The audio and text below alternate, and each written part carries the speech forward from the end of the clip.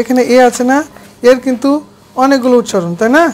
এতে অ হয়, এটা একটা চিত্র, অ সাউন্ড। আরেকটা হচ্ছে আ আর আকার দুটো একই, ইকুয়াল টু দেওয়া আছে, মানে দুটোই একই।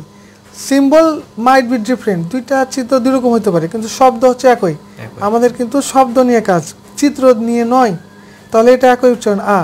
তারপরে এখানে দেখো এ, তারপরে এ আর এ কার একই শব্দ, একই উচ্চারণ, ঠিক আছে? তারপরে নিচে দেখো এ, তারপরে ইকুয়াল টু এ, এগুলো একই উচ্চারণ, একই, মানে সিম্বল ভিন্ন হতে পারে বাংলাতে, কিন্তু সাউন্ড একই। কিন্তু আমাদের অনলি ওয়ান, এটা হচ্ছে নিয়ে কাজ। এ যেখানে সাউন্ড পাবো, সেখানেই আমার একালিপ টান মেরে হর্ষইটা লাগাতে হবে, এই বলতে হবে। যার অন্যতম একটা উদাহরণ তোমাদেরকে দিই। আমরা যেমন বলি না, এটা তোর ফেক আইডি বলি না ফেসবুকে, ধরো যে আচ্ছা ধরো যে এফ এ কে ই, ফেক বলি না, তো এই এর উচ্চারণটা কার মতন হয়েছে?